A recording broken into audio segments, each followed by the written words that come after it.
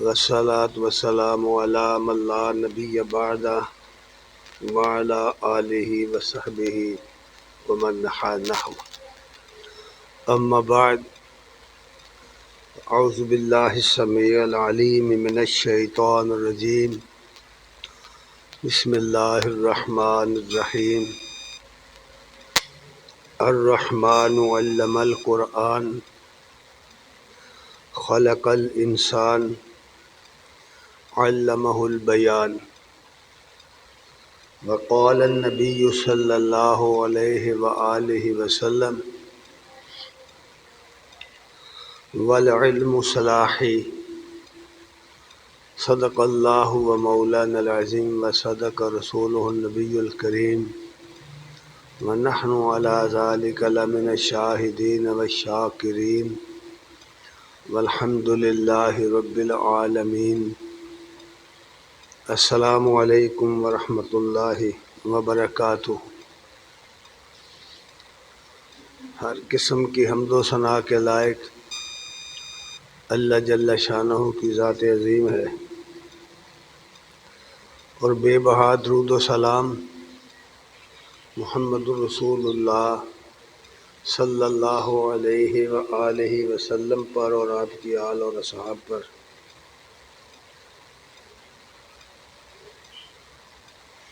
حضرات گرامی قدر،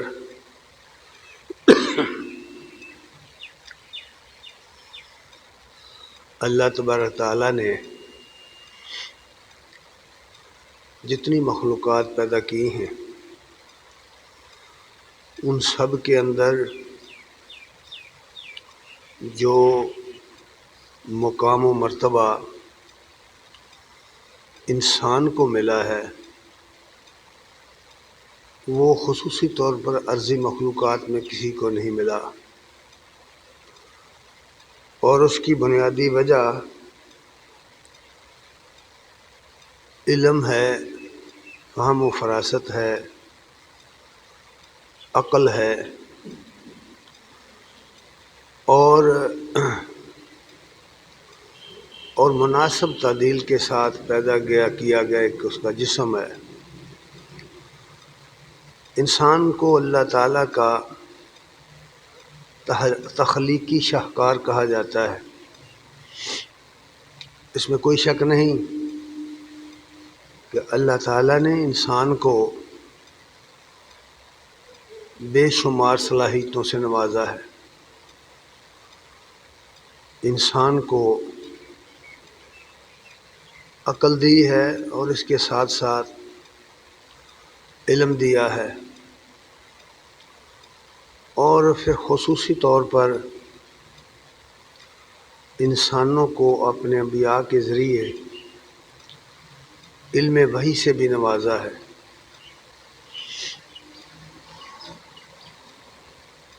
یہ علم ہی ہے جس کی بنیاد پر اس دنیا کی سب رونقیں ہیں، یہ اس زمین کی آباد کاری ہے.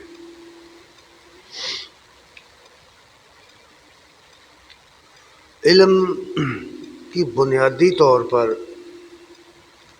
دو اقسام ہیں. یہ پوری دنیا اور اس کی انسان کی آبادی اور اس کا وجود دراصل دو بنیادوں پر قائم ہے. دو چیزیں ایسی ہیں اگر آپ ان کو تفصیلاً پڑھیں، ان کو سمجھیں، تو آپ اس نتیجے پر پہنچیں گے کہ در حقیقت دو چیزیں ایسی ہیں اگر سارے علم کو سمیٹ دیا جائے تو صرف دو نقطوں میں جمع ہو جاتا ہے. ایک کو علم الابدان کہتے ہیں اور دوسرے کو علم البلدان کہتے ہیں. یہ ساری رونقیں ان دو ہی چیزوں کی ہیں. جو کچھ آپ کو دنیا میں نظر آ رہا ہے اس دنیا کی جتنی تعمیر ہوئی ہے، اس دنیا کے اندر، اس زمین کے اوپر جتنی عمارات، جتنی آبادی، جتنی مصنوعات اور جتنی مکشوفات آپ کو نظر آ رہی ہیں، یہ سب کا سب کرشمہ علم البلدان کا ہے جو انسان کو ملا ہے۔ یہ سب کچھ انسان نے تعمیر کیا ہے۔ ان چیزوں کو جن کو اللہ نے پیدا کیا تھا، ان کی ترکیب سے، ان کے ملاب سے، ان کی زراعت سے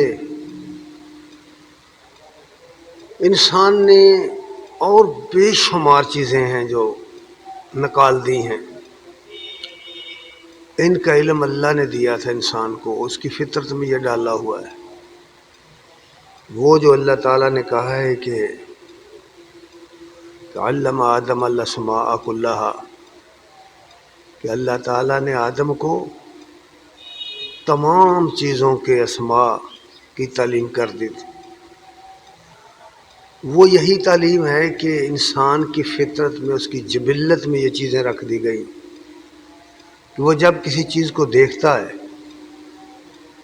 تو اس کے خواص کو سامنے رکھ کے اس کا کوئی نام رکھ دیتا ہے، اور ہر چیز کا نام اس کی خصوصیات کا ترجمان ہوتا ہے۔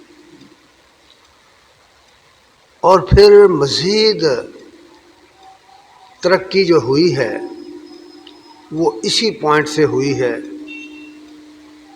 کہ آخر ان چیزوں کی تعمیر کیسے ہو، ان کی آباد کاری کیسے ہو۔ یہ ساری کی ساری آباد کاری جو ہے، جو انسان کے استعمال میں ہے، اور انسان جن کو دیکھتا ہے، جن چیزوں کو، ان کا اصل تعلق علم البلدان سے ہے، یعنی شہروں کی آبادی، دیہاتوں کی آبادی، آباد کاری، وہ آسان لفظوں میں۔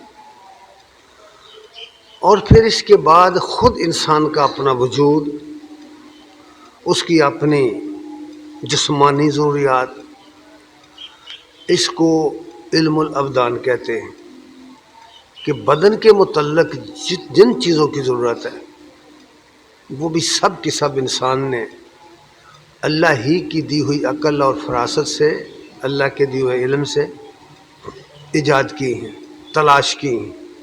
یہ چیزیں تو اللہ ہی کی پیدا کی ہوئی ہیں، لیکن انسان نے ان کو معلوم کر کے ایک خاص ترکیب کے ساتھ اپنے استعمال کے لیے تیار کیا ہے۔ انسان کو اس کے جسم کے باقی رکھنے کے لیے خوراک کی ضرورت ہے، بیماریوں سے بچنے کے لیے دوائیوں کی ضرورت ہے۔ دنیا میں جتنی میڈیسن پائی جاتی ہیں، یہ در حقیقت صرف 3 گروپ ہیں اس کے۔ ان 3 گروپس کے اندر ہی بے شمار چیزیں تیار کر دی گئیں، اور یہ سب چیزیں جو تیار کی گئی ہیں تو یہ اللہ کی پیدا کردہ، لیکن انسانوں نے ان کو ترکیب دے کر تیار کیا ہے۔ اسی طرح انسان کو لباس کی ضرورت، تو ان چیزوں کو تیار کر کے اس نے لباس تیار کیے۔ پھر لباس کی جو مصنوعات ہیں وہ انگنت۔ پھر انسان کو ضرورت ہے سر چھپانے کی، تو اس کے لیے اس نے مکان بنایا، کلی سے لے کر، غار سے لے کر، محلات تک، بنگلوں تک۔ پھر انسان کو رسل و رسائل کی ضرورت ہے، اسے سفر کی ضرورت ہے، پھر اس کے ذرائع پیدا کیے۔ اس لیے میں نے عرض کیا ہے کہ یہ در حقیقت اگر ان چیزوں کو ہم سمیٹ دیں تو یہ 2 نقطوں میں سمٹ جاتی ہیں، علم الابدان میں اور علم البلدان میں۔ اور یہ علم جو ہے جن لوگوں نے یا جن قوموں نے یا جن افراد نے اس علم کو حاصل کیا جیسا کہ اسے حاصل کرنے کا حق ہے، تو وہ قومیں دوسری قوموں سے آگے نکل گئیں، وہ افراد دوسری افراد سے آگے نکل گئے۔ اس لیے اللہ تبارک تعالیٰ نے وہ علم نازل کیا جو انسان کو، جو آدمی کو انسان بنائے، جو اس کی تربیت، اخلاقی تربیت کرے۔ بذات خود آدمی ہونا کوئی بات ہی نہیں ہے، کچھ بھی نہیں ہے، ایک حیوان ہے، نہ حیوان ناطق کہتے ہیں اس کو۔ انسانیت کا مرتبہ اس سے بڑا ہے، انسانیت کا مرتبہ آدمیت سے بڑا ہے۔ آدمی محض حیوان ہے، حیوان ناطق ہے، بولنے والا ایک جانور ہے، لیکن جب وہ اپنی اخلاقیات کو سمجھ جائے اور ان کی پابندی کرے، اس علم کے مطابق اپنی تربیت کرے، تو وہ آدمیت سے اٹھ کر انسان بنتا ہے۔ اس کے لیے اللہ تعالیٰ نے وحی کا علم نازل کیا انسان کی تربیت کے لیے، کہ انسان کا رول جو ہے اس دنیا میں اصل، وہ حیوانیت کا رول نہیں ہے۔ اگر کوئی شخص یوں زندگی بسر کر رہا ہے جیسے عام حیوان ہوتے ہیں، تو پھر اس کے اور حیوانوں میں کوئی فرق نہیں ہے۔ قرآن مجید میں اس کو اچھی طرح بیان کیا گیا ہے، کھول کھول کے کئی مرتبہ اس پر گفتگو ہوئی کہ جو شخص عقل سے کام نہیں لیتا، اپنے ذرائع علم سے کام نہیں لیتا، وہ حیوان ہے، بلکہ حیوانوں سے بدتر ہے، اور کہا کہ یہ غافل لوگ ہیں۔ اس لیے وہ علم دیا اس کو، پھر انسان کو ایک ایسی قوت دی کہ اگر علم ہو، آدمی بول نہ سکے، علم فائدہ نہیں دے گا۔ اپنے محفوظ ضمیر کو دوسروں تک پہنچانے کے لیے زبان کا کھلنا ضروری تھا، اس لیے یہ بھی سکھایا انسان کو۔ نبی کریم صلی اللہ علیہ وسلم نے انبیاء کی جو بہت بڑی جماعت ہے، وہ سب کے سب یہ علم لے کر آئے تھے، سب کے پاس وہی آئی تھی، لیکن وہی کامل اور سابقہ انبیاء کے اوپر آنے والی جو وحی تھی، اس کا بھی سارا مواد، اس کا بھی سارا علم اس آخری وحی میں جمع کر دیا گیا ہے۔ یعنی نبی کریم صلی اللہ علیہ وسلم پر جو وحی آئی، جو بشکل قرآن مجید ہمارے سامنے ہے، ہمارے ہاتھوں میں ہے، اس میں اس سابقہ وحی کی تعلیم کو جمع کر دیا گیا ہے، سمیٹ دیا گیا، اور سمیٹ کر اسے محفوظ کر دیا گیا ہے، کیونکہ دراصل انسانیت کا اصل سرمایہ یہی ہے۔ اسی لیے نبی صلی اللہ علیہ وسلم نے بھی فرمایا ہے کہ وَالْعِلْمُ صلاحی، علم میرا ہتھیار ہے، علم میرا ہتھیار ہے۔ اور یہ علم جو نبی صلی اللہ علیہ وسلم کو بطور ہتھیار دیا گیا ہے، وہ اللہ نے دیا ہے۔ سورہ رحمان کی بالکل ابتدائی آیات ہیں، الرحمن علم القرآن۔ رحمان وہ ذات ہے جس نے قرآن کی تعلیم دی ہے۔ کس کو دی ہے؟ اس کی وضاحت کرنے کی اگرچہ ضرورت نہیں ہے، اس لیے کہ قرآن جس پہ نازل ہوا لوگ اس کو جانتے ہیں وہ کون ہے، لیکن قرآن مجید نے اس مقام پر جو بات کہی ہے وہ بہت آگے کی بات ہے۔ عام طور پر ہم لوگ جب ان چیزوں کو پڑھتے ہیں تو بہت ساری چیزیں ایسی ہوتی ہیں جن پر سے سرسری گزر جاتے ہیں، ان کی گہرائی میں نہیں اترتے، ہم رک کر ان پر غور نہیں کرتے، جس کی وجہ سے اس کا اصل مفہوم جو ہوتا ہے، جو اس کا عمیق مفہوم ہوتا ہے، ڈیپلی مفہوم جس کو کہتے ہیں، وہ نظروں سے اوجھل ہو جاتا ہے۔ یہاں غور کیجئے، فرمایا الرحمن علم القرآن، رحمان ہے جس نے قرآن کی تعلیم دی ہے۔ اگلے جملے میں فرمایا ہے خلق الانسان، اس نے الانسان کو پیدا کیا ہے، اسی نے ال انسان کو پیدا کیا ہے، علمہ البیان، اور اسی نے اس کو بیان سکھایا ہے، بیان کی تعلیم دی ہے۔ ان دو لفظوں پر 2 منٹ کے لیے رک جائیے اور سنیے اور سمجھنے کی کوشش کیجیے۔ میں آپ کے سامنے بالکل ایک یونیک بات رکھوں گا۔ اگر آپ ترجمے اٹھائیں، کوئی بھی ترجمہ اٹھائیں، جس کا چاہیں ترجمہ اٹھائیں، تو اس کا ترجمہ یوں کیا گیا ہے، خلق الانسان، کہ اللہ نے یعنی اس نے انسان پیدا کیا، علمہ البیان، اور اس کو بولنا سکھایا۔ اس کا یہ ترجمہ آپ کو ہر ترجمے کے اندر ملے گا۔ جب میں اس پر غور کرتا ہوں مجھے لگتا ہے کہ ایسا نہیں ہے، بات کچھ دوسری ہے جو کہی گئی ہے۔ ضروری نہیں کہ لوگ میرے ساتھ اتفاق کریں، آپ کریں یا اور کوئی کرے، یہ ضروری بات نہیں ہوتی۔ سوچنے اور سمجھنے کے لیے کچھ باتیں ہوتی ہیں۔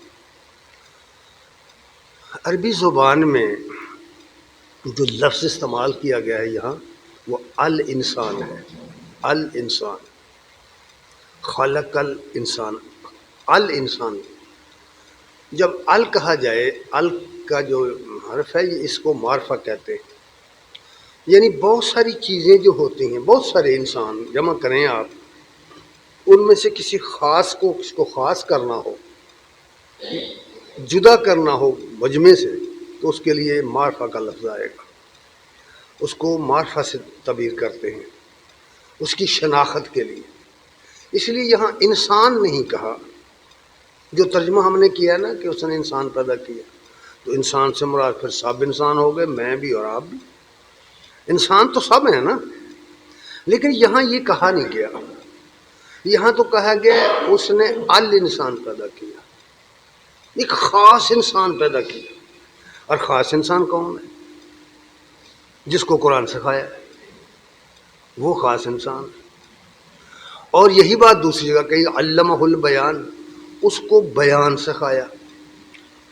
یہ جو بیان سکھایا آیا ہے، یہ بھی ال کے ساتھ آیا ہے، یعنی قرآن کا جو کلام ہے، اس کی تفسیر کرنا، اس کو کھول دینا، اس کے جملے مختصر ہیں نا، تو پھر ہمیں اس کی تفسیر کی ضرورت پڑ جاتی ہے کہ ان جملوں کو کیسے سمجھیں، پر ہم تفسیریں اٹھاتے ہیں۔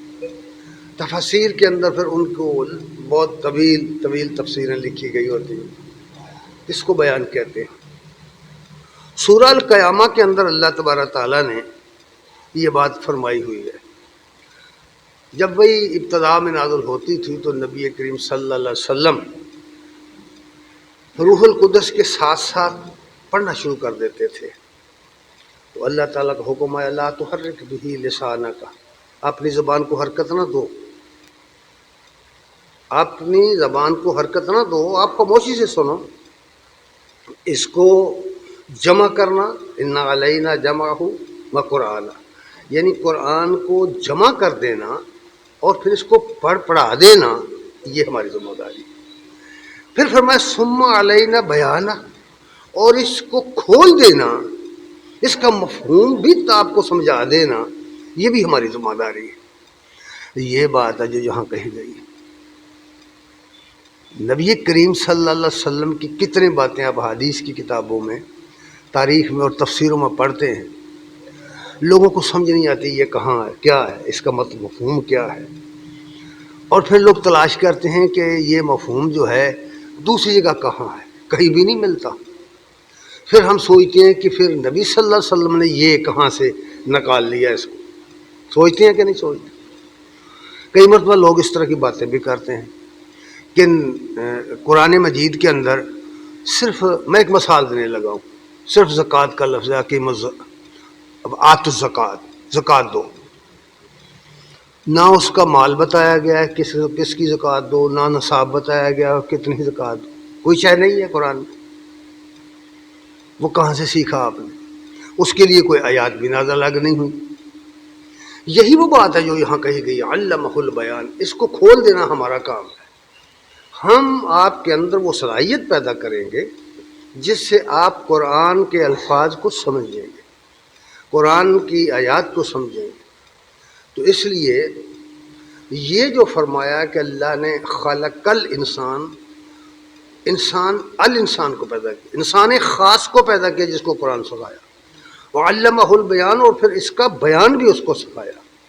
یہ بات پہلی ہوئی، پہلی وہی جس کو کہتے ہیں سورہ الگ کی ابتدائی آیات، اس میں بھی یہی ہے کہ ہم نے انسان کو علم الانسان بالقلم، قلم کے ساتھ انسان کو، وہاں ال آیا ہے، اور یہی وجہ ہے کہ ثناء اللہ، علامہ ثناء اللہ پانی پتی ایک صوفی آدمی تھے اور عالم بھی تھے۔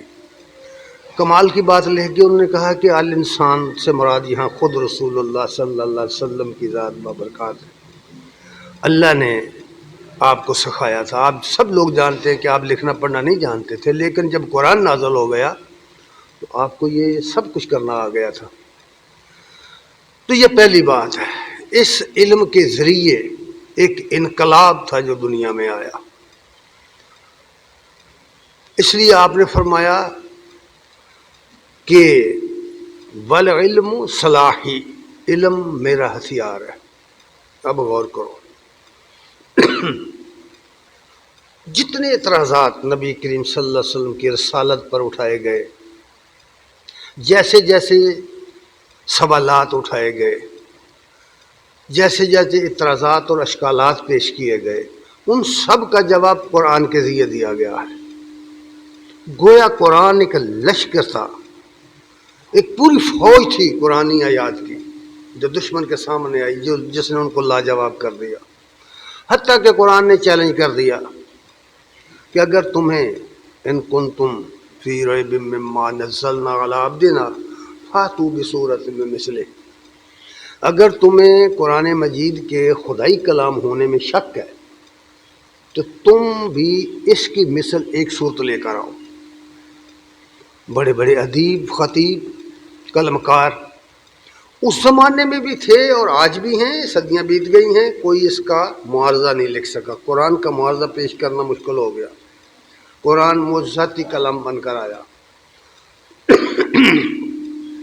نبی صلی اللہ علیہ وسلم نے فرمایا علم میرا ہتھیار ہے۔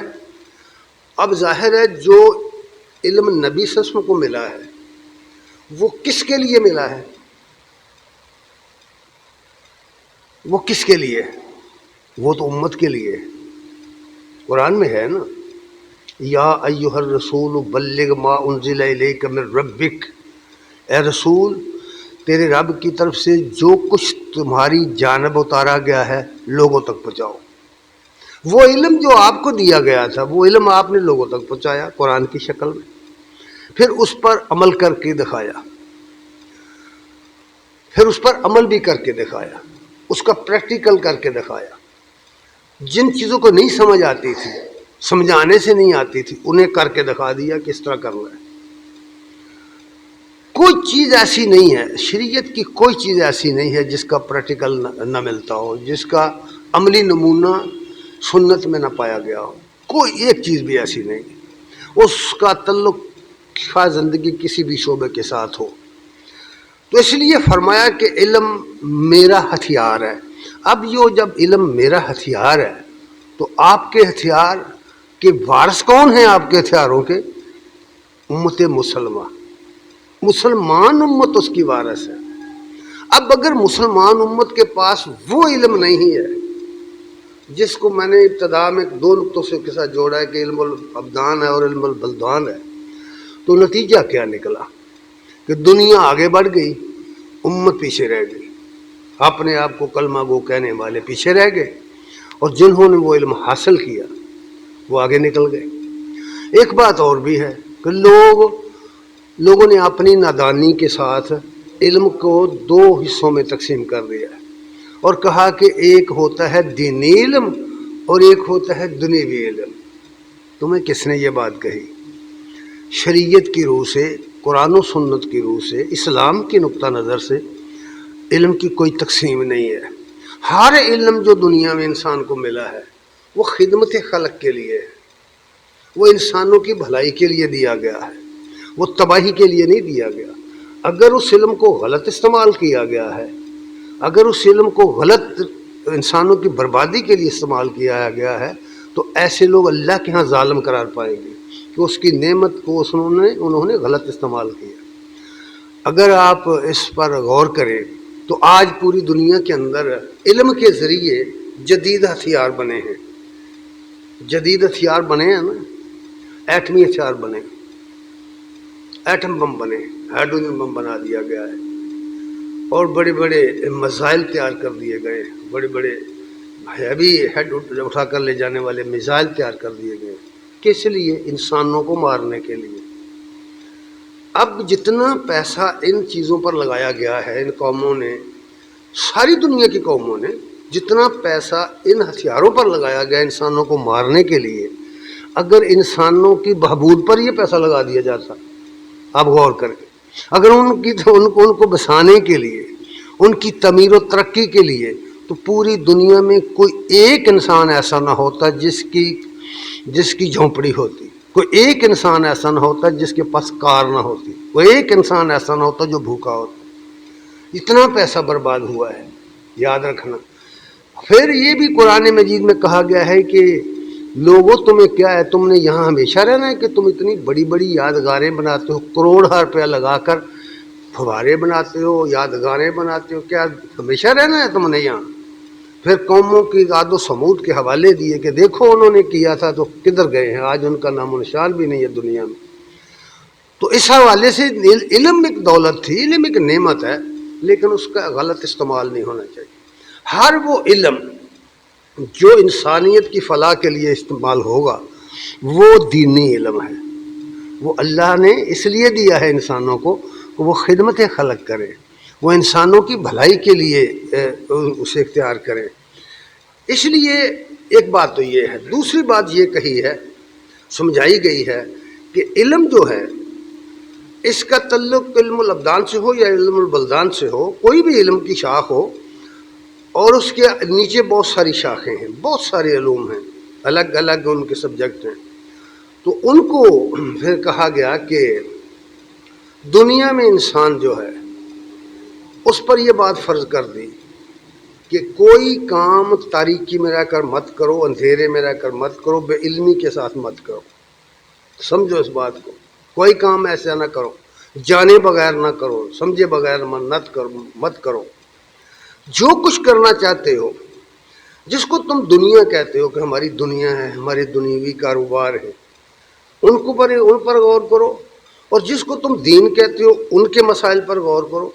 اگر تم انہیں جانے بغیر سمجھے بغیر کرو گے کبھی کامیاب نہیں ہوگے، کبھی حقیقت کو نہیں پا سکو گے۔ یہی بات قرآن میں کہی گئی ہے، سورہ بنی اسرائیل کی آیت نمبر 36 میں یہ بات فرمائی گئی ہے، وَلَا تَقْفُ مَا لَيْسَ لَكَ بِهِ عِلْمٌ، جس چیز کو تم جانتے نہیں ہو اس کے پیچھے مت چلو۔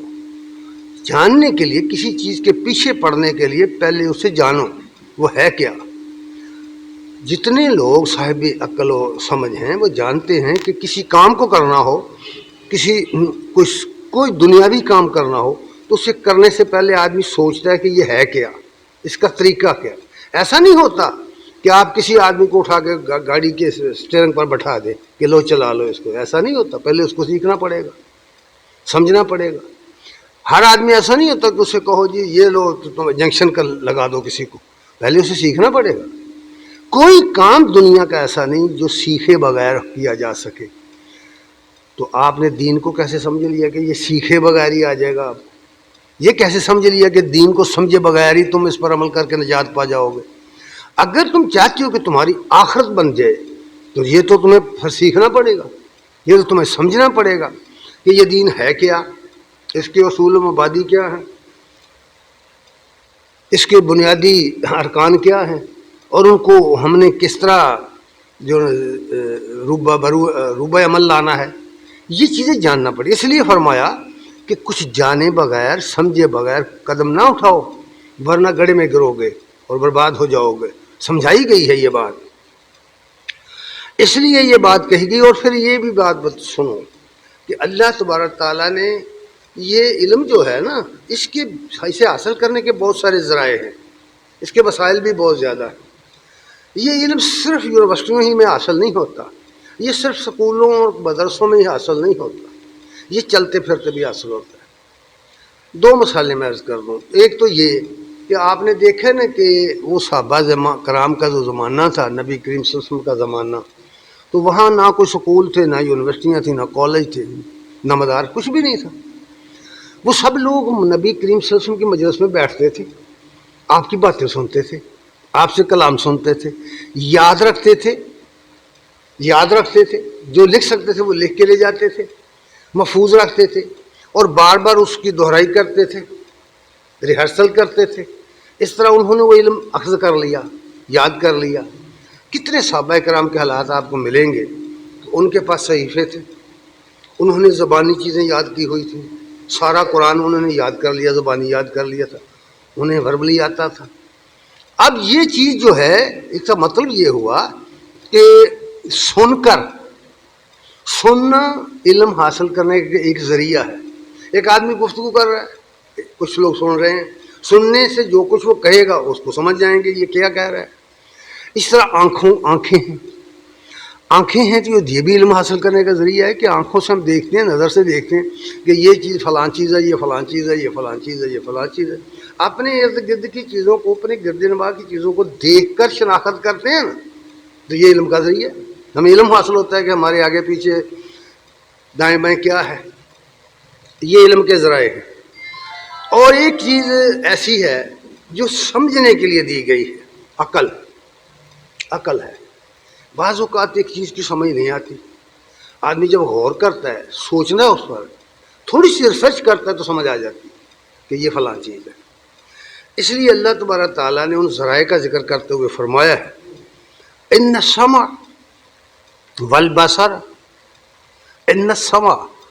والبصر والفؤاد کل اولئک عنہ مسئولا۔ تمہیں کان دیے ہیں، آنکھیں دی ہیں، تمہیں دل دیے ہیں، تین چیزوں کا ذکر کیا ہے۔ یاد رکھو اگر تم نے ان کو غلط استعمال کیا یا سرے سے استعمال ہی نہ کیا تو اس پر پوچھ گچھ ہوگی۔ اچھا اب آپ اندازہ کریں، ذرا سوچیں، سوچنے کے لیے میری عادت بن گئی ہے کہ میں ہر بات کہتا ہوں سوچیں کہ کل اگر اللہ تعالیٰ ہم سے پوچھے کیا جواب ہے ہمارے پاس؟ ہم کہیں گے جی میں نے تو کوئی مدرسے میں نہیں گیا، میں تو کسی سکول کالج میں نہیں گیا، مجھے تو میرے والدین نے پڑھایا ہی نہیں۔ تو اللہ تعالیٰ فرمائے گا نا کہ تجھے آنکھیں دی تھیں، تجھے کان دیے تھے، تجھے عقل دی تھی، تو نے کیا کام لیا ان سے؟ ذرا جواب دے۔ عقل کا، دیکھنے کا، سننے کا اور سوچنے کا نتیجہ کیا ہوتا ہے؟ کون ہے دنیا کا بے وقوف آدمی جس کے سامنے آگ جل رہی ہو تو وہ اس میں داخل ہو جائے؟ کوئی ہے دنیا میں اس طرح کا انسان؟ اسے نظر نہیں آتا کہ یہ آگ ہے جلائے گی؟ کیا کسی آدمی کو نظر نہیں آتا کہ یہ سانپ ہے ڈس لے گا؟ کیا انسان کو نظر نہیں آتا کہ یہ شیر ہے، یہ دھاڑے گا اور مجھے کھا جائے گا؟ تجھے اس بات کا پتہ کس چیز نے دیا ہے؟ کسی ڈگری نے نہیں دیا، آنکھوں نے دیا، کانوں نے دیا، تیری فہم اور عقل نے تمہیں بتایا ہے کہ یہ خطرناک چیز ہے، اس کے پاس میں نے نہیں جانا۔ اسی طرح مفاد کی چیزیں بھی جانتا ہے۔ سوچو، غور کرو، قرآن کیا کہہ رہا ہے اور نبی صلی اللہ علیہ وسلم نے کیا فرمایا۔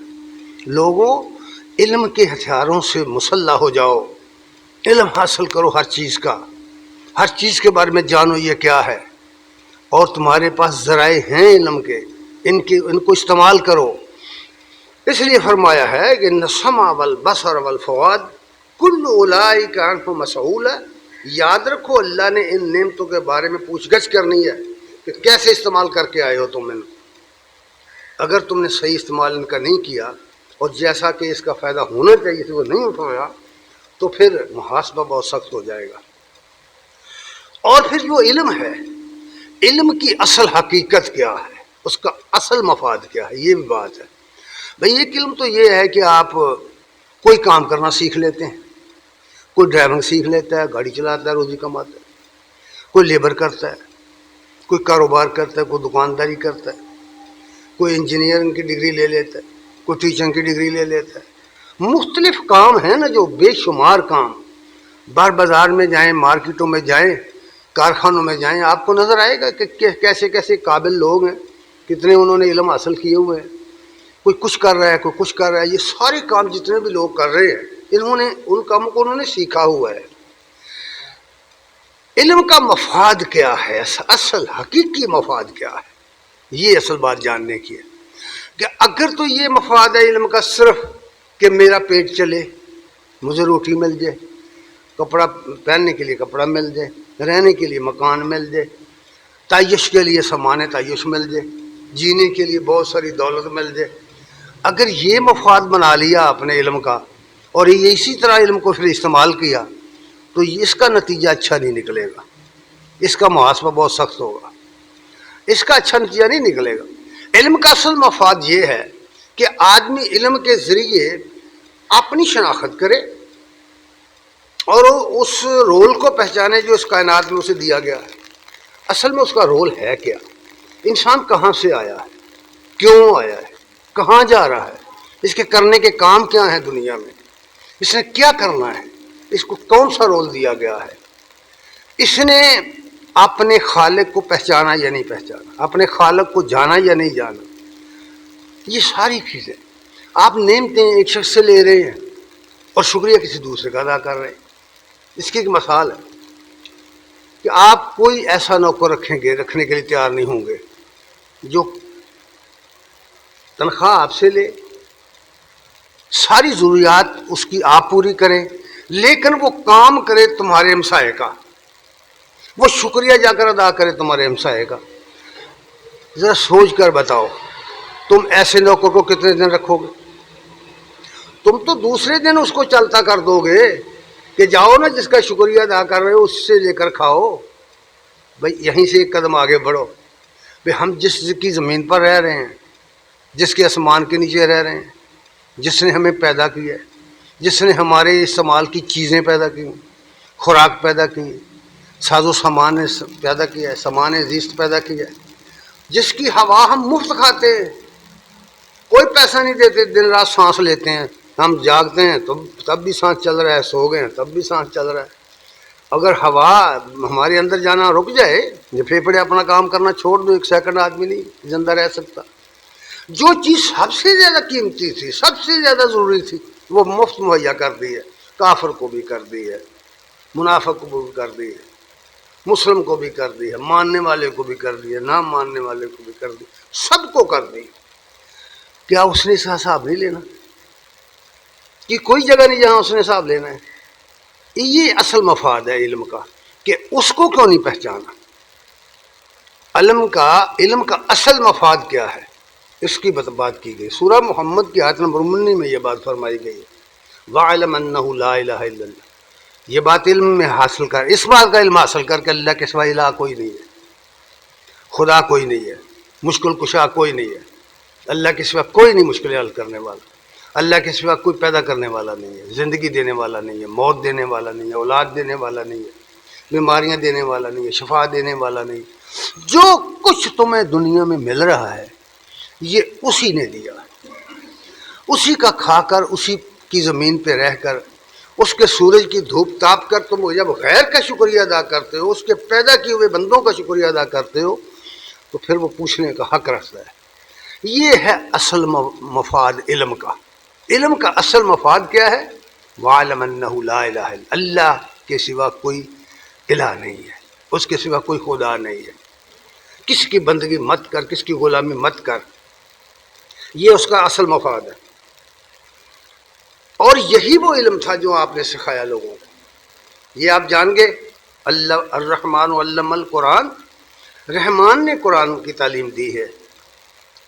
خلق الانسان علمہ البیان، جس نے اس اعلیٰ انسان کو پیدا کیا اور اس کو پھر تفسیر اس کی سمجھائی، اس کا بیان بھی سکھایا تھا. اس کو سکھایا تھا اس لیے کہ یہ سب کچھ لوگوں تک پہنچانا ہے، سب کچھ حکم دے دیا. یا ایھا الرسول بلغ ما انزل الیک من ربک،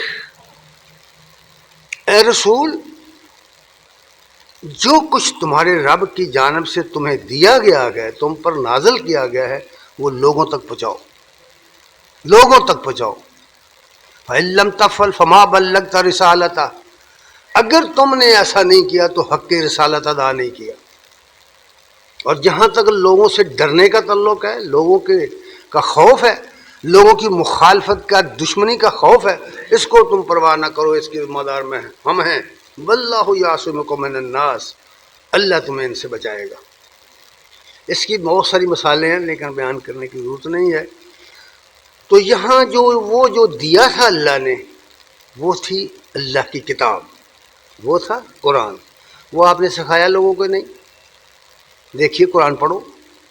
سورہ جمعہ کے اندر فرمایا تیسری آیت میں، هو الذی بعث فی الامیین رسولا منہم یتلو علیہم آیاتہ ویزکیہم ویعلمہم الکتاب والحکمہ وَإِن كَانُوا مِن قَبْلُ لَفِي ضَلَالٍ مُبِينٍ.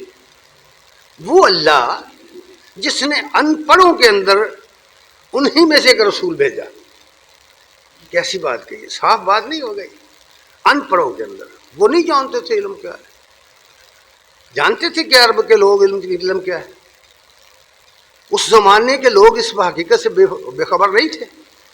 اسی کو کہا کہ وہ اللہ جس نے ان پڑھوں کے اندر انہی میں سے ایک رسول بھیجا، وہ ان کے سامنے اس کی آیات پڑھتا ہے، اللہ کی نازل کی ہوئی آیتیں پڑھتا ہے، اور ان کو پاک صاف کرتا ہے. پاک صاف کرنے کا مطلب یہ ہے کہ ان کے اخلاق کو سنوارتا ہے، انہیں جینے کا ڈھنگ سکھاتا ہے. کس طرح جینا ہے تم نے زندگی کس طرح گزارنی ہے، کیا کیا اعمال اختیار کرنے ہیں، کیا نہیں کرنے، انہیں سکھاتا ہے، پاک کرتا ہے، صاف کرتا ہے. اور تزکیہ کا بنیادی مفہوم جو ہوتا ہے نا، وہ یہ ہوتا ہے کہ کسی کو ابتدا سے اٹھانا. جیسے پودا اگتا ہے نا، تو ہم اس کی رکھوالی شروع کرتے ہیں، اسے کھاد ڈالتے ہیں، اسے پانی دیتے ہیں، آہستہ آہستہ وہ آگے بڑھتا چلا جاتا ہے حتیٰ کہ جوان ہو کر کے پھل دیتا ہے. تو تزکیہ اصل میں یہی ہے کہ آدمی اس کو آہستہ آہستہ سنوار کر اٹھائے اور انسانیت کے عظیم مرتبے پر فائز کرتے. اس کی مثالیں صحابہ کی زندگیوں میں ہمیں ملتی ہیں کہ ان کی پہلی زندگی کیسی تھی پہلی زندگی صحابہ کرام کی. کسی بھی صحابی کے حالات پڑھیں، وہ کہاں سے آئے تھے؟ وہ اسی معاشرے سے نکلے تھے جو کفر کا معاشرہ تھا. پھر وہ جب آئے، اس مکتبہ رسول میں داخل ہوئے، اس مدرسے میں داخل ہوئے، ان کا جب تزکیہ کیا گیا تو وہ تبدیل ہو گئے، اور ایسے تبدیل ہوئے کہ دنیا کے لیے نمونہ بن گئے. یہی کہا وَيُزَكِّيهِمْ، ان کی اصلاح کرتا ہے، انہیں پاک کرتا ہے، ان کے بری اخلاق سے انہیں پاک کرتا ہے. وَيُعَلِّمُهُمُ الْكِتَابَ وَالْحِكْمَةَ، اور انہیں کتاب اور دانائی کی تعلیم دیتا ہے. دانائی سیکھو. اس لیے فرمایا وَالْعِلْمُ صلاحی، علم میرا ہتھیار ہے. اگر کوئی آدمی دانشمند ہی نہیں سیکھتا، دانا نہیں ہے، اسے حکمت ہی نہیں آتی، تو وہ تو جانور ہے، وہ جانور ہے بھائی. اس لیے کہا کہ انہیں کتاب کی تعلیم دیتا ہے اور انہیں دانائی کی تعلیم دیتا ہے، حکمت کی تعلیم دیتا ہے. وَإِن كَانُوا مِن قَبْلُ لَفِي ضَلَالٍ مُبِينٍ، حالانکہ اس سے پہلے، اس رسول کی آمد سے پہلے، اس کتاب کے نزول سے پہلے یہ لوگ صریحاً گمراہ تھے. کوئی شک ہے اس بات میں؟ کیا گمراہ نہیں تھے؟ سب کے سب گمراہ تھے. وہ لات و منات کے پجاری تھے، اصحاف النیلہ کے پجاری تھے، بتوں کو پوجتے تھے، پتھروں کو پوجتے تھے، فرشتوں کو پوجتے تھے، جنوں کو پوجتے تھے، انسانوں کو پوجتے تھے. تو فرمایا صریحاً اس سے پہلے گمراہ تھے. اور دوسری جگہ فرمایا سورہ آل عمران کی آیت نمبر 164 میں فرمایا کہ اللہ پاک نے تمہارے اوپر کتنا احسان کیا. لَقَدْ مَنَّ اللَّهُ عَلَى الْمُؤْمِنِينَ، یہاں اب مومنوں کو لے لیا کہ جو لوگ اس پر ایمان لائے، جنہوں نے اس کا علم حاصل کیا، جو مان گئے، جو اللہ اور اس کے رسول کی باتیں مان گئے. سادے لفظوں میں بات بتا رہا ہوں. ایمان لانے کا معنی ہے مان جانا، تصدیق کرنا، یقین کرنا، سچا جاننا اللہ اور اس کے رسول کو.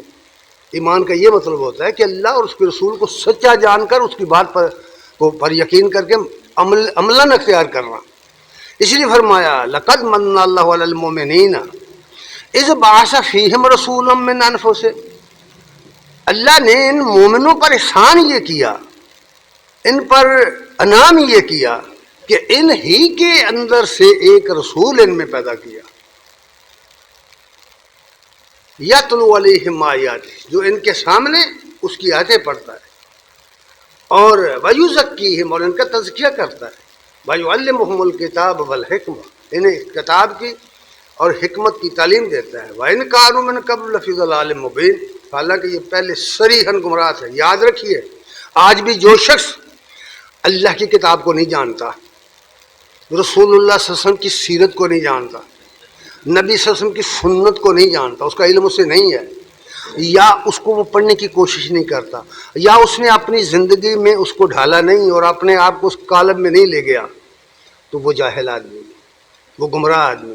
بھول میں نہیں رہنا، نکل جاؤ، ان دائروں سے نکل جاؤ، اللہ اور اس کے رسول کی طرف آؤ. صاف صاف کہہ دیا.